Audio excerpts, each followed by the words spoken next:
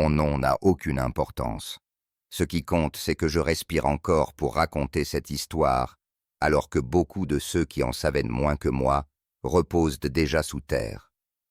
Pendant 15 ans, j'ai été un rouage de la machine la plus meurtrière que le Mexique ait connue, le cartel de Sinaloa.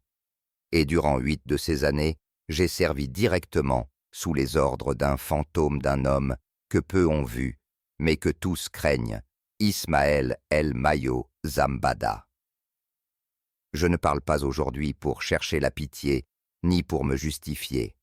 Je parle parce que la vérité a été ensevelie sous des couches de mensonges de corridos, glorifiant un mythe de récits incomplets, racontés par ceux qui n'ont jamais approché son ombre. Moi, je l'ai vécu de l'intérieur.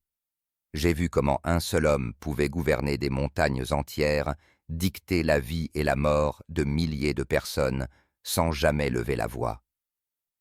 Tout a commencé en 2008. J'avais 18 ans et je venais de Durango, un coin perdu, où la pauvreté ne laissait d'autre héritage que la faim et la rage. Quand je suis arrivé à Culiacán, je croyais découvrir une ville ordinaire. Mais ce que j'ai trouvé, c'était une capitale où les règles de l'État ne s'appliquaient plus. Les pick-up blindés défilaient en plein jour, chargés d'hommes armés, qui se comportaient comme une armée parallèle. Les policiers détournaient le regard, certains saluaient même. Là-bas, tout le monde savait qu'il y avait un véritable pouvoir et qu'il ne résidait pas dans les palais du gouvernement. Au cœur de cette ville bouillonnante, j'ai compris une chose.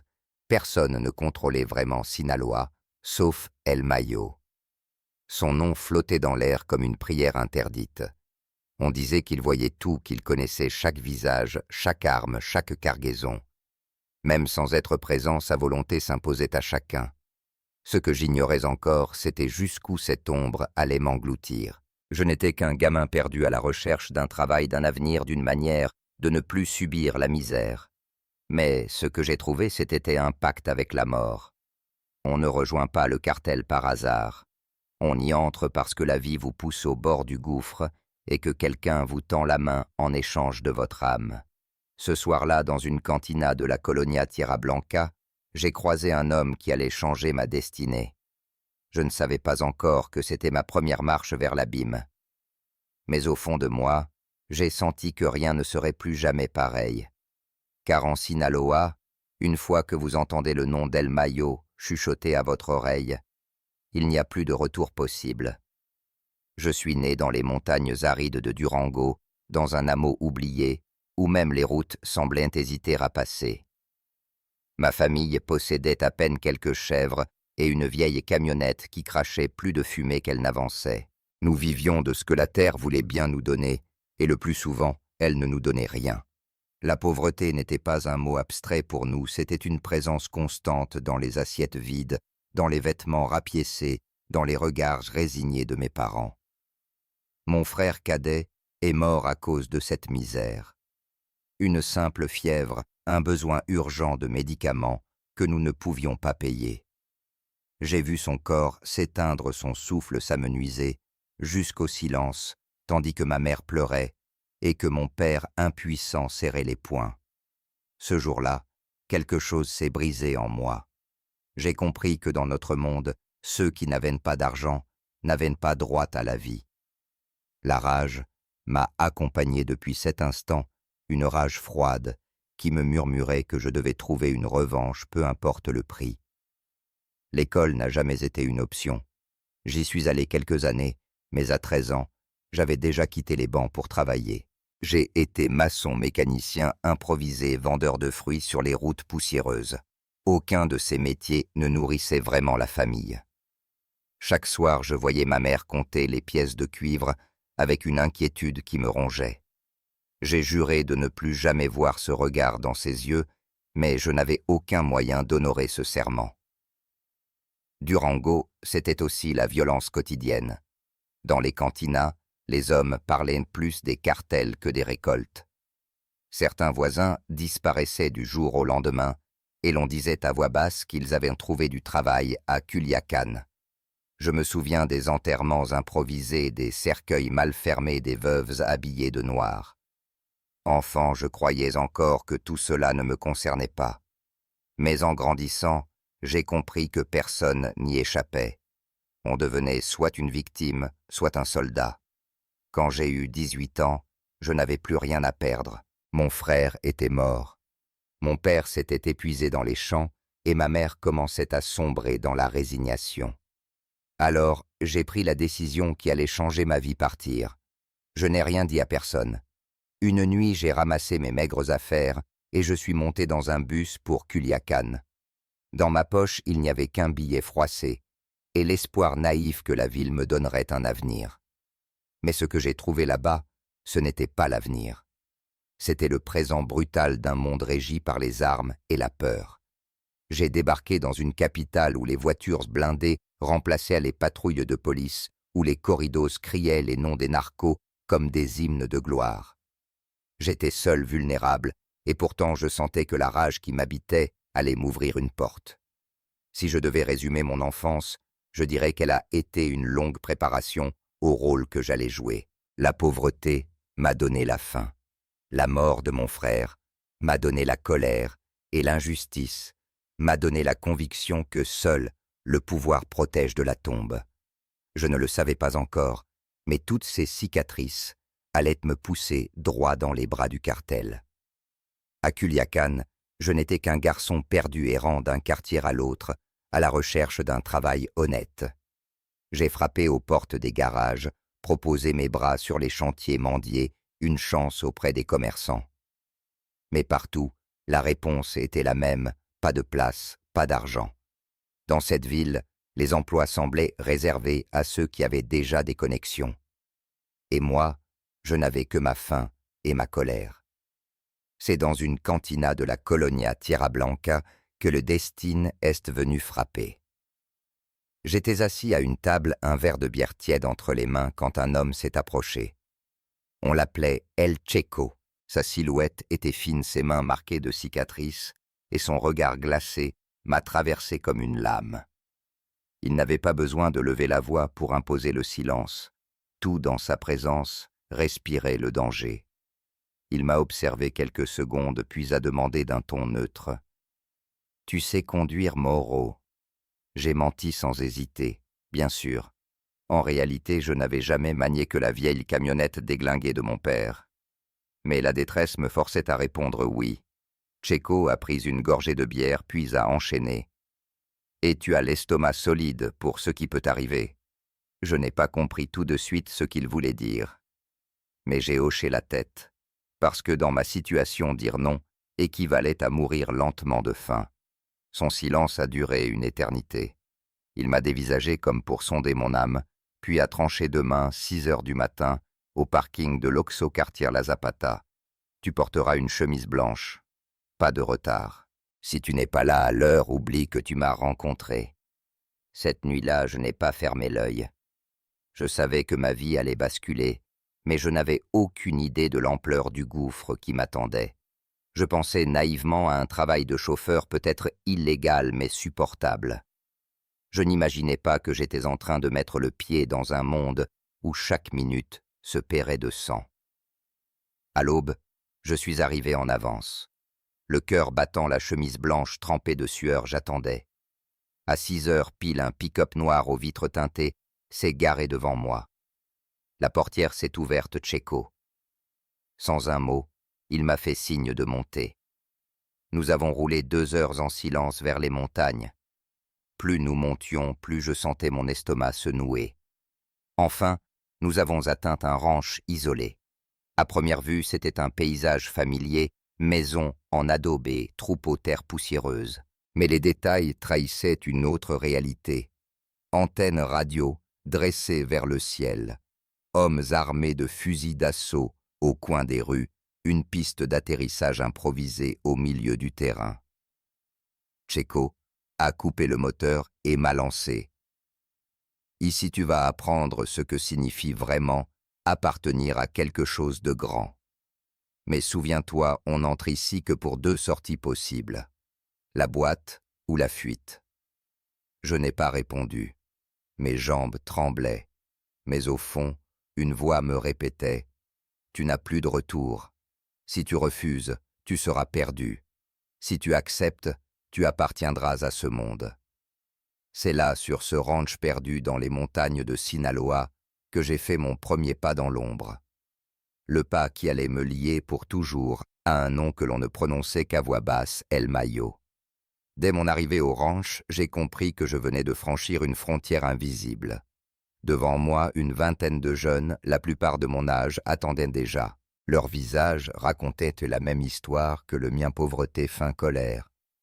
Nous n'étions pas là par ambition, mais parce que la vie nous avait poussés dans un cul-de-sac. Un homme s'est avancé. La cinquantaine, la peau sombre, les épaules larges, une voix grave qui imposait le respect sans crier. On l'appelait El Malito, un opérateur de confiance du cartel. Il nous a regardés longuement avant de prononcer ces mots. « Écoutez bien, cabron, parce que je ne le répéterai pas. Vous allez vous entraîner ici pendant 3 mois. Vous allez apprendre à tirer, à conduire, à obéir sans poser de questions. Ceux qui passent les épreuves travailleront pour l'organisation la plus puissante du Mexique. Ceux qui échouent, vous verrez bien. Les premiers jours furent un enfer. Réveil à 5 heures, exercice physique jusqu'à en vomir, puis maniement d'armes jusqu'à ce que nos mains saignent. Le soir, ce n'était pas du repos, c'était des leçons.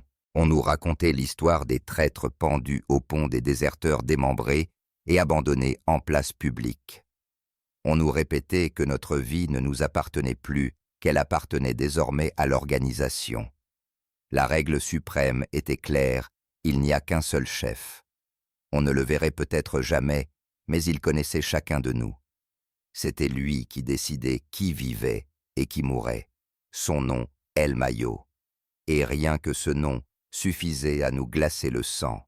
Dès la première semaine, certains ont craqué. 2 garçons ont disparu une nuit. Personne n'a posé de questions, mais nous savions tous ce qui leur était arrivé. Plus tard, 2 autres ont échoué à une épreuve, exécuté un prétendu informateur. Ils n'ont pas eu le courage d'appuyer sur la détente. Le lendemain, ils avaient disparu à leur tour.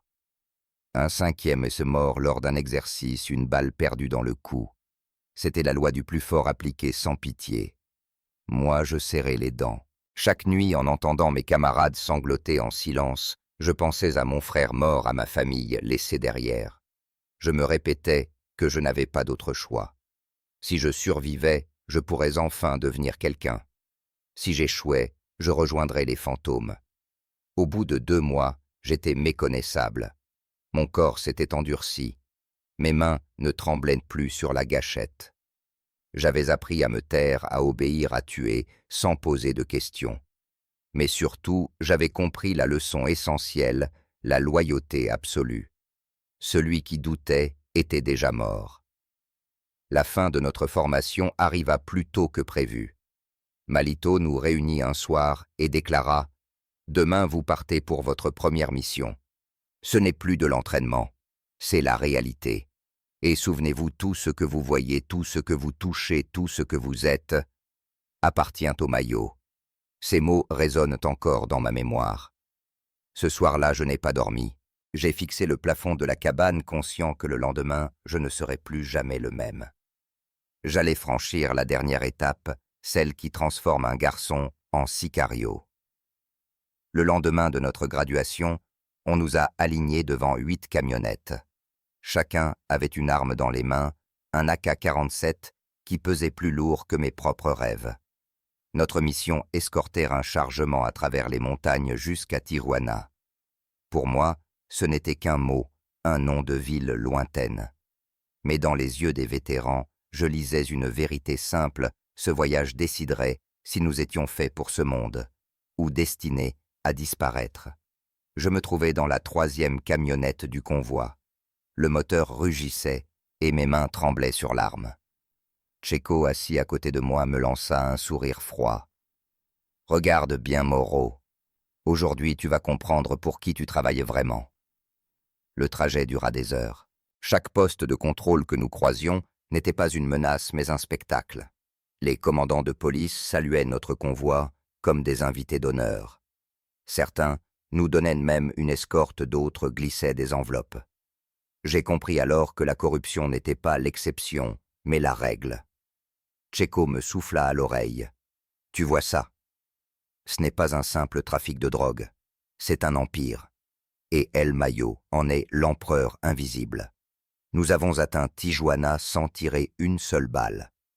Le chargement fut livré et nous sommes repartis avec un sentiment d'invincibilité. J'avais 19 ans et je croyais déjà appartenir à quelque chose de plus grand que moi, quelque chose d'intouchable. Mais l'illusion s'est vite brisée. Cette nuit-là, Malito nous réunit dans la cour du ranch. Son regard était aussi tranchant qu'un couteau. « Vous avez bien travaillé, dit-il, mais n'oubliez jamais dans ce métier le jour où tu te sens en sécurité et le jour où tu meurs. Souvenez-vous tout ce que vous voyez, tout ce que vous touchez, tout ce que vous êtes appartient au Mayo. » Comme pour graver ces mots dans nos chairs, ils exécutèrent l'un de nos instructeurs devant nous. On l'accusait d'avoir vendu des informations aux fédéraux. Un seul tir dans la nuque sec-froid devant toute l'escouade. J'ai compris alors que nous n'avions pas besoin de voir El Mayo pour ressentir sa main de fer.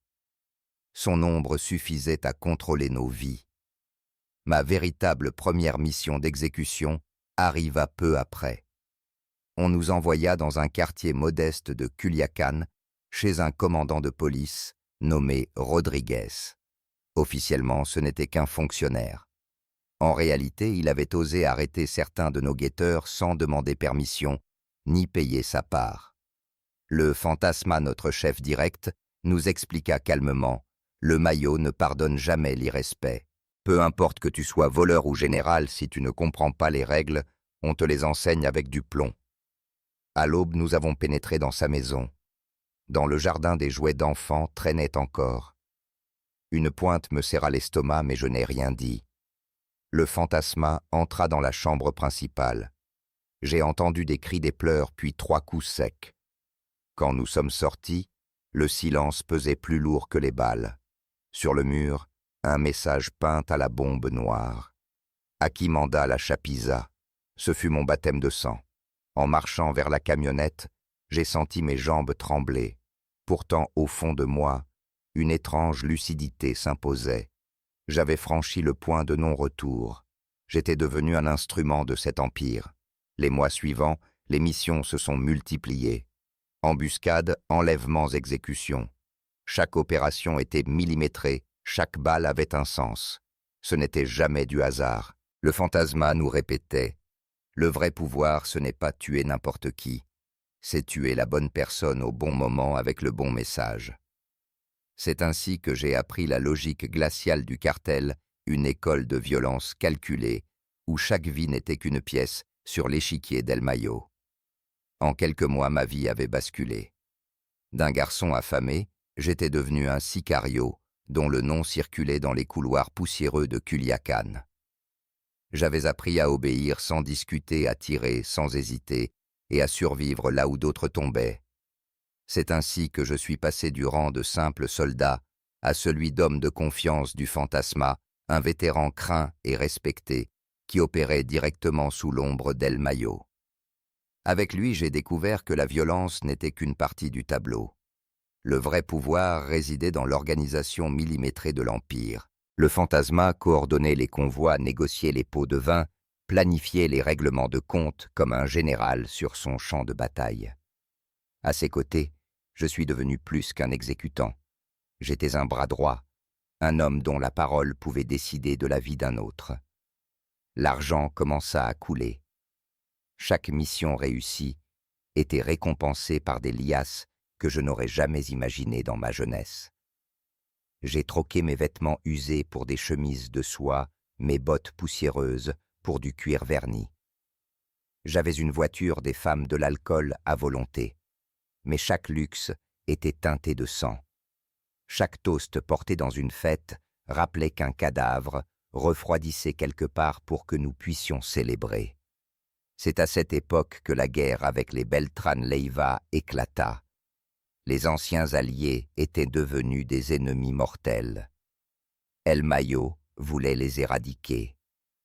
J'ai alors été affecté à un groupe spécial sous le commandement de Mayito Flacco, l'un des fils du patron.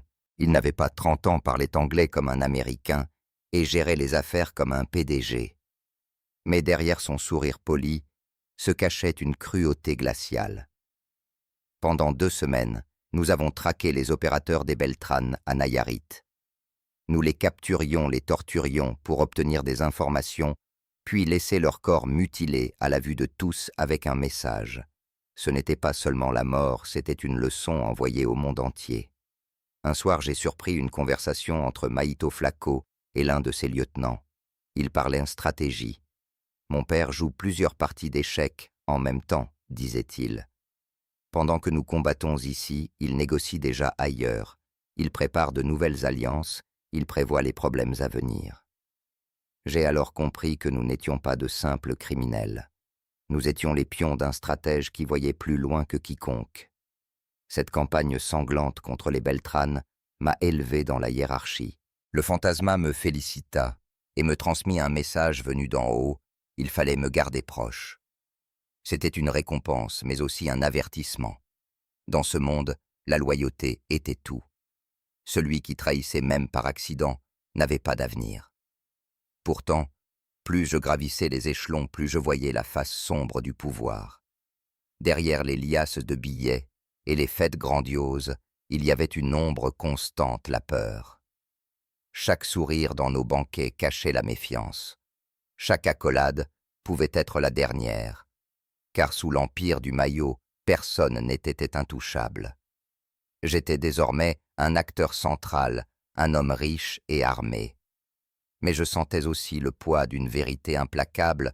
Dans cette ascension, chaque pas vers le sommet me rapprochait un peu plus de l'abîme. Une fois intégré dans le cercle des hommes de confiance du fantasma, j'ai découvert l'autre visage du cartel, celui que personne ne chante dans les corridos, celui qui se cache derrière les murs des haciendas et les regards baissés. C'était une société parallèle avec ses lois, ses rituels et ses châtiments. La première règle était simple et implacable, le silence. Parler de ce que l'on voyait même à sa propre famille équivalait à signer son arrêt de mort. La deuxième, la loyauté. Pas envers un ami, ni envers un frère, mais envers une entité invisible, un empire personnifié par un seul homme, El Mayo. Enfin, la troisième, la peur.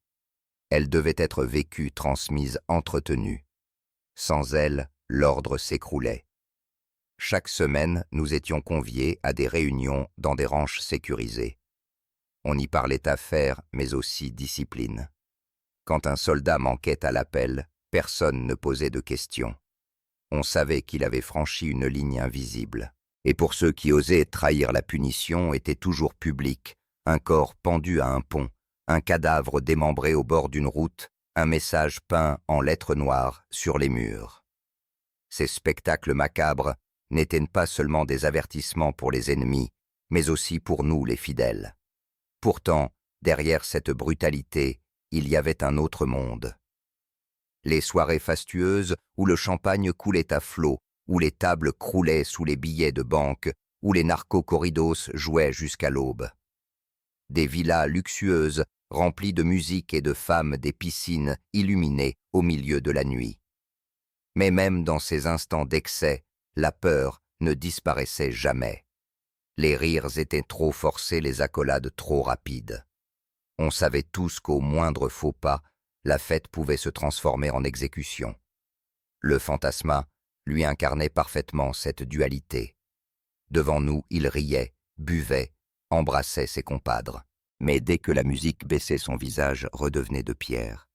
Il me répétait souvent « Ici, la confiance est un luxe que nous ne pouvons pas nous permettre. Les relations entre nous étaient complexes.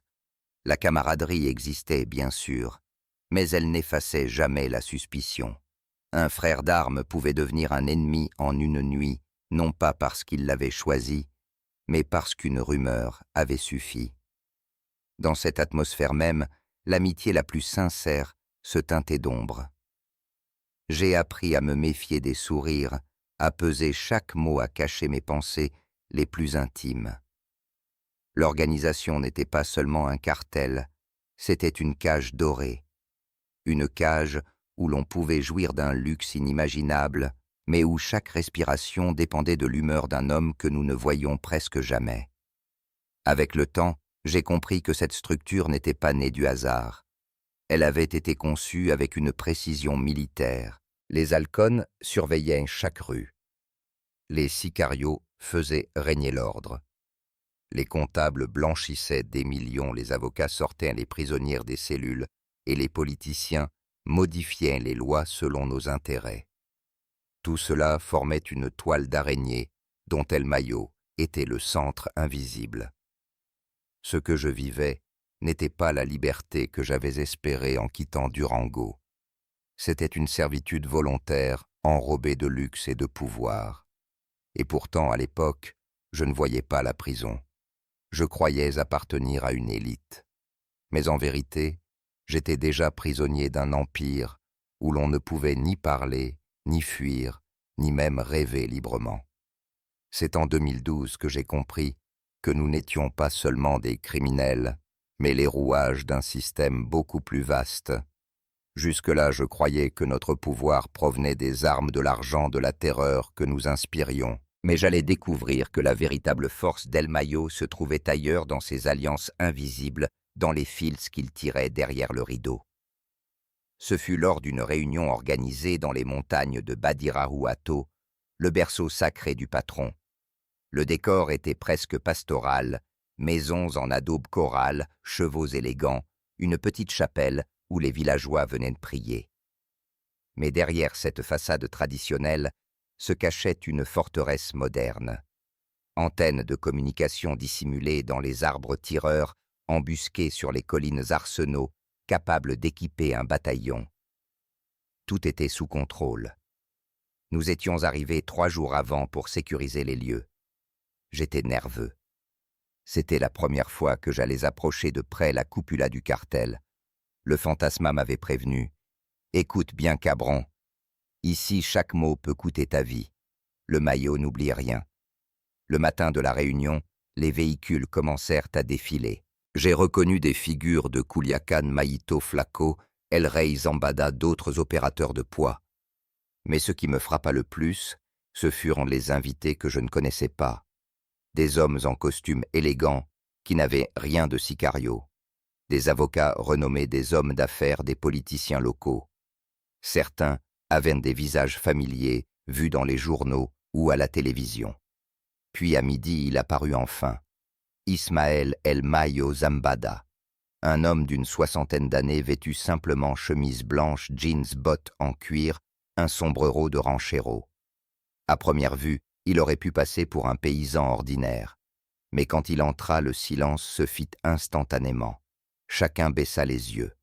Quand il parla, sa voix était calme, presque douce, mais elle résonnait comme un ordre divin. Je restais en retrait, surveillant les fenêtres, mais mes oreilles ne pouvaient s'empêcher de capter les échanges. On parlait de routes de trafic, de cargaisons, de territoires disputés. El Mayo distribuait les responsabilités comme un chef d'orchestre, réglant les conflits avec une autorité tranquille. Son pouvoir ne se manifestait pas par des cris, mais par des silences. Puis le sujet glissa vers Vicente Zambada, son propre fils récemment libéré après un accord avec les Américains. Je m'attendais à voir un père inquiet. Mais les mots d'El Mayo furent glaciales. Mon fils n'appartient plus à cette organisation. À partir d'aujourd'hui, toute affaire faite avec lui est une trahison. Un silence pesant tomba sur l'assemblée. Quelqu'un osa demander « Et s'il utilise le nom de la famille ?» El Mayo leva les yeux, les fixa d'un éclat implacable. « Celui qui se sert de mon nom sans mon autorisation cesse d'exister. » J'en eus des frissons. Ce jour-là, j'ai compris que même le sang ne comptait pas. La seule famille réelle, c'était l'organisation. Et son seul maître, c'était lui. Après la réunion, le fantasma m'expliqua ce que j'avais entrevu, une toile qui allait bien au-delà des montagnes de Sinaloa. Nous avions des juges, des sénateurs, des généraux, des gouverneurs, jusqu'à des agents fédéraux sur la liste de paye. Les États-Unis eux-mêmes N'étaient pas à l'abri certains informateurs de la DEA travaillaient déjà pour nous. Mais le plus terrifiant n'était pas l'argent, c'était le chantage. El Mayo possédait des dossiers compromettant des preuves de corruption des secrets intimes. Quiconque acceptait son argent devenait prisonnier de son ombre. C'est ce jour-là que je compris que nous n'étions pas un simple cartel. Nous étions un État parallèle, un empire invisible, capable de dicter ses règles à des ministres et de plier la justice à sa volonté. Je n'étais plus seulement un sicario. J'étais un témoin direct d'une vérité que le peuple ne pouvait imaginer derrière chaque discours officiel sur la lutte contre la drogue. Il y avait la main invisible d'El Mayo tirant les ficelles du grand complot. La gloire d'un sicario est éphémère. J'avais cru atteindre un sommet, être devenu indispensable au fantasma et digne de la confiance du Mayo. Mais dans cet empire d'ombre, chaque ascension prépare déjà la chute. L'année 2017 fut un tournant. Le cartel de Jalisco Nueva Génération avançait dangereusement vers nos territoires. El Mayo décida qu'il était temps de leur opposer une barrière de feu. Un opérativo fut monté à Nayarit avec l'objectif de capturer ou d'éliminer un lieutenant clé du CGNG, connu sous le nom de L85. La mission paraissait bien huilée, nous devions collaborer avec des unités de l'armée qui, évidemment, étaient sur notre liste de paye. Mais dès notre arrivée au ranch, censé abriter notre cible, j'ai senti que quelque chose clochait. Trop calme, trop silencieux. Quelques secondes plus tard, l'enfer s'est déchaîné. Des rafales ont éclaté de toutes parts. Nous étions tombés dans une embuscade. Des hommes du CGNG et des militaires non corrompus nous attendaient déjà en position. Le combat dura 4 heures. 4 heures de chaos, de cris de sang. J'ai vu tomber des compagnons avec qui j'avais partagé le pain et la peur. Et puis, au milieu de la fumée et des balles, le fantasma, mon mentor, reçut un tir en plein torse. Je me suis précipité les hisser dans une camionnette. Ses yeux me fixaient emplis de douleur, mais encore de lucidité. « Protège le Géfé », murmura-t-il. « Ne le laisse jamais baisser sa garde, les traîtres sont proches de lui. » Il expira dans mes bras avant que nous atteignions un hôpital. Cette scène me hante encore. De retour à Culiacán, le deuil fut lourd. Le Mayo lui-même, impassible, m'interrogea. « Que t'a dit le fantasma avant de mourir ?» Je lui rapportai ses dernières paroles. Il resta silencieux, puis ordonna « Trouve le traître. Ramène-le-moi vivant. » Pendant 3 semaines, j'ai fouillé, interrogé, surveillé. La vérité me frappa comme un coup de couteau. Le traître n'était autre que Checo, l'homme qui m'avait recruté 9 ans plus tôt. Il avait vendu nos informations au CGNG, troquant sa loyauté contre du cristal et quelques billets. Je l'ai présenté au Mayo ligoté et bâillonné. J'étais persuadé qu'on le torturerait pour soutirer des noms. Mais le patron avait d'autres plans. Il fit enlever la bâche de sa bouche. Checo implora, jurant qu'il avait été faible malade, qu'il n'avait jamais voulu trahir. El Mayo l'écouta impassible. Puis il dit calmement « La différence entre une erreur et une trahison, c'est la répétition. Tu n'as pas commis une erreur, Checo. Tu nous as trahis. Et pour cela tu mourras. Pas parce que tu m'as vendu, mais parce que tu as tué le fantasma et 5 hommes loyaux. » Il sortit son arme et tira une balle unique dans la tête de celui qui m'avait tendu la main au tout début. J'ai senti un vide glacé m'envahir. La leçon était claire, la trahison ne se pardonne jamais. Mais ce n'était que le début de la fin. Après la capture définitive d'El Chapo en 2018, le Mayo devint obsédé par la méfiance. Il changeait constamment de cercle rapproché, éliminait des hommes sur la base de simples soupçons. Quand il me demanda d'exécuter El Rousseau, l'un de ses comptables, je découvris que l'accusation était à infonder un simple malentendu dans la comptabilité. J'osais lui présenter les preuves de l'innocence du Russo. Mais le Mayo me fixa de son regard glacial et déclara « Je me fiche qu'il soit coupable ou non. Ce qui compte, c'est le message. Personne ne touche à l'argent de l'organisation. Tue-le. » J'ai obéi. Mais, en pressant la détente, j'ai compris que quelque chose s'était brisé. Ce n'était plus un chef que je servais, mais un monstre prisonnier de sa propre paranoïa. Et je savais qu'un jour, cette paranoïa se retournerait contre moi. Chaque nuit, je sentais l'étau se resserrer. J'avais atteint les sommets, mais je n'étais plus qu'un homme condamné à attendre son tour. En 2019, j'ai pris la décision la plus risquée de ma vie, fuir. Après 15 ans de sang et de loyauté aveugle, je savais que rester signifiait mourir.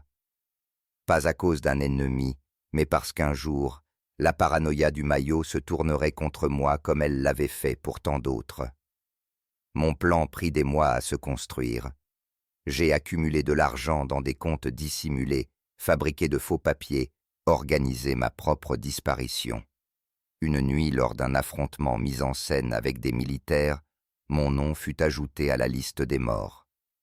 Tandis que mes compagnons rapportaient à ma chute, je traversais la frontière avec une nouvelle identité. J'étais officiellement un fantôme. Depuis, j'ai vécu comme une ombre. Pas de téléphone, pas de photos, pas de réseaux sociaux. Je change de ville tous les 3 mois, je paye toujours en liquide, je dors dans des chambres anonymes. Je sais que le maillot a encore des hommes qui me cherchent et que si un jour ils me trouvent, ma mort sera lente et exemplaire. Mais j'ai accepté ce risque, c'est le prix de la liberté. De loin, j'ai vu le monde du cartel continuer à se fragmenter. Les fils du maillot arrêtés les uns après les autres, les territoires grignotés par le CGNG, les pressions croissantes des autorités américaines.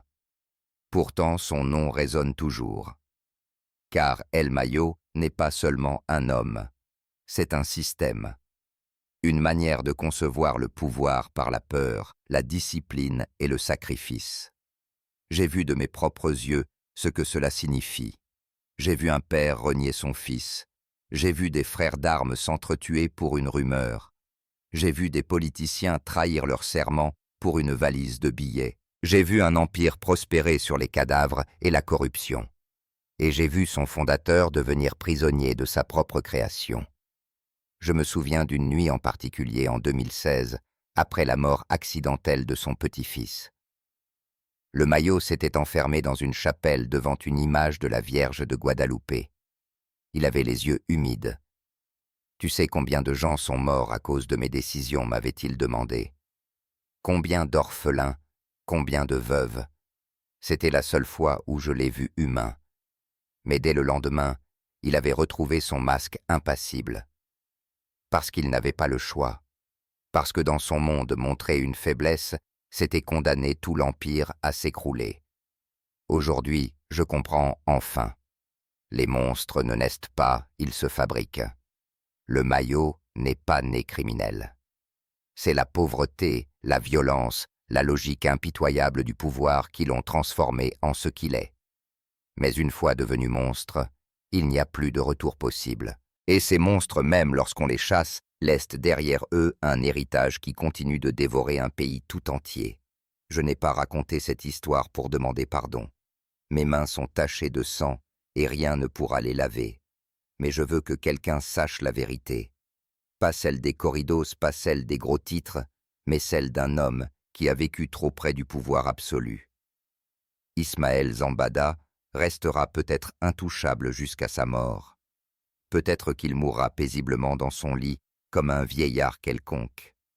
Mais son empire lui est déjà inscrit dans l'histoire du Mexique gravée en lettres de sang. Moi, je ne suis qu'un survivant, un témoin, une cicatrice vivante de ce règne invisible. Et si je dois résumer tout ce que j'ai appris en 15 années sous son ombre, je dirais simplement ceci. Les vrais patrons sont toujours invisibles.